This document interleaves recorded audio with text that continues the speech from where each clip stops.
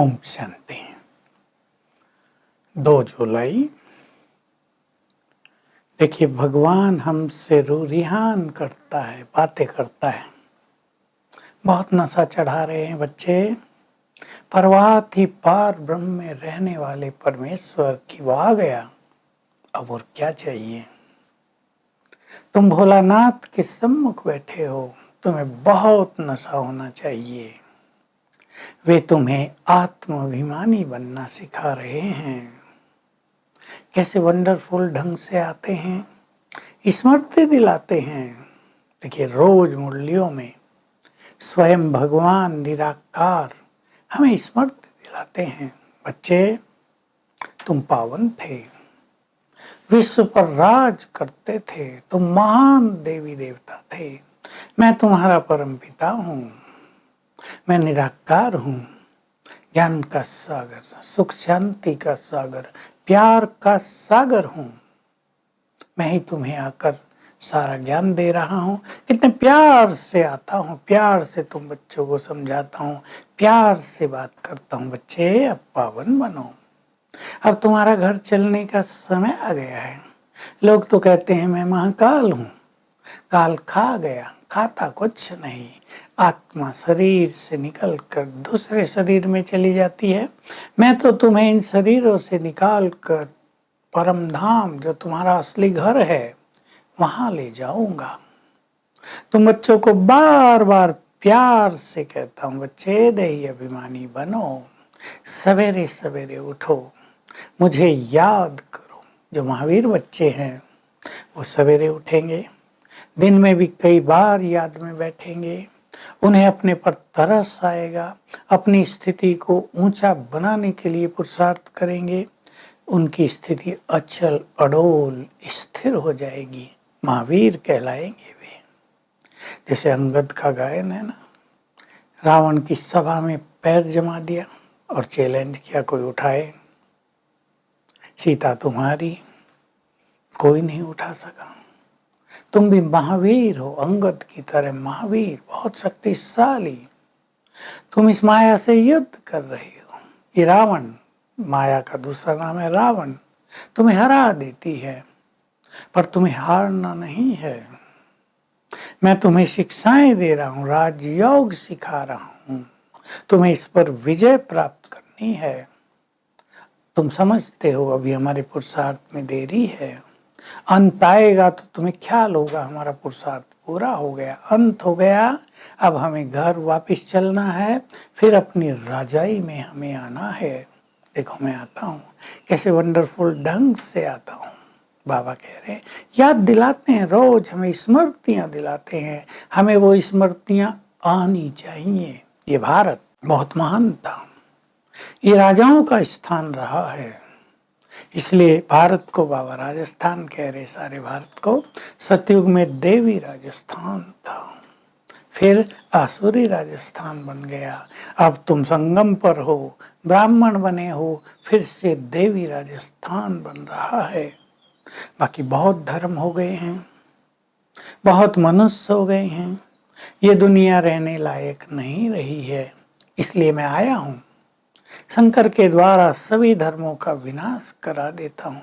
विनाश तो होना ही चाहिए। कलयुग में घोर अंधियारा हो गया है, कलयुग की रात बढ़ती जा रही है, दुख शांति बढ़ती जा रही है। तो ये दुनिया तो खत्म होनी ही चाहिए। आगे चलकर लोग महसूस करेंगे, जब बम से लड़ाई लगेगी, कि ये वही महाभारत युद्ध है। लड़ाई लग गई है, महाविनाश होने वाला है। बाबा के लिए महाविनाश तो खेल जैसा है। बाबा तो कहते होना ही चाहिए। दुख हो गया, मेरे बच्चे बहुत दुखी हो गए हैं, अब इस गंदी दुनिया का विनाश होना चाहिए।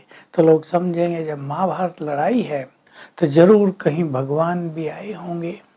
उन्होंने बस श्री कृष्ण का नाम डाल दिया है कि श्री कृष्ण ने गीता सुनाई, उसको पढ़ते रहते हैं। श्री कृष्ण तो है नहीं।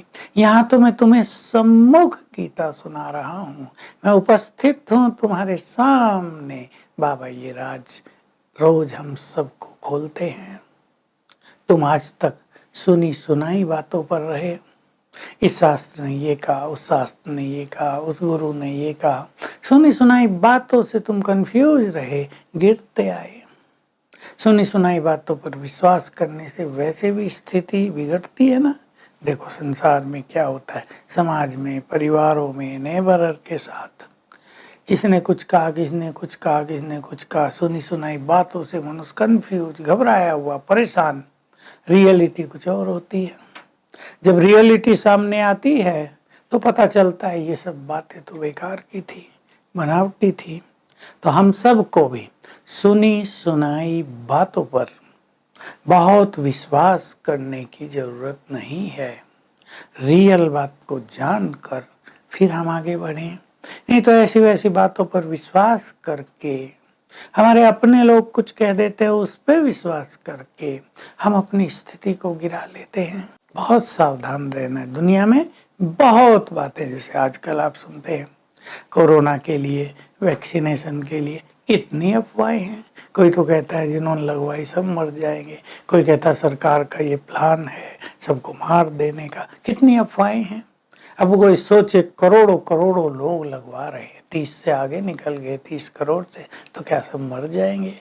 क्या कोई सरकार मारने के लिए काम करती है? फिर वोट कौन देगा उन्हें? ये अफवाहें, सुनी सुनाई बातों से बचकर रहें। अब भगवान सत्य सुना रहा है, उसकी सुनो, बड़ा मजा आएगा।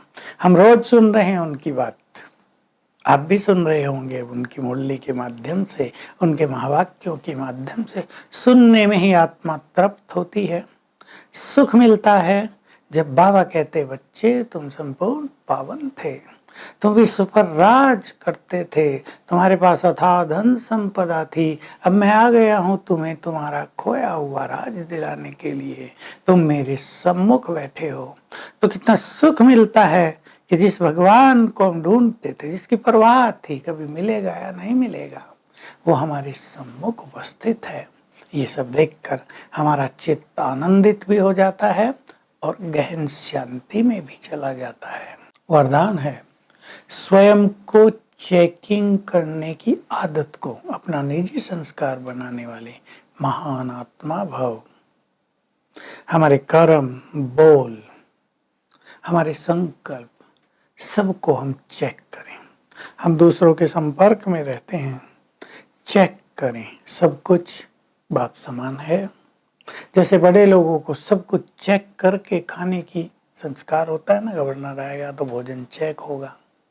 हम भी अपनी स्थिति को, अपने संस्कारों को चेकिंग करके चेंज करते चलें, क्योंकि हम पवित्र आत्माएं हैं, वर्ल्ड की स्टेज पर हैं, तो हम महान बन जाएंगे। स्लोगन है, संपूर्ण पवित्र बनना और योगी बनना, यही भगवान के स्नेह का रिटर्न देना है। उसने हमें प्यार दिया ना, पालना दी है, उसका रिटर्न हम पवित्र और योगी बनकर देंगे। तो आज का अभ्यास हमारा होगा बाप दादा का आह्वान। 5 बार तो बहुत अच्छी तरह, 8 बार करेंगे तो बहुत सुखद फीलिंग होगी। दोनों को बुलाएंगे, आ जाओ, और उनकी उपस्थिति अपने सामने फील करेंगे। एक सुंदर प्रभामंडल के मध्य में दोनों हमारे सामने उपस्थित हैं, हमें दृष्टि दे रहे हैं, सिर पे हाथ रख दिया है। Om Shanti. To watch Peace of Mind channel videos on YouTube, subscribe us on youtube.com/tvpeaceofmind. Just a click for a peaceful life.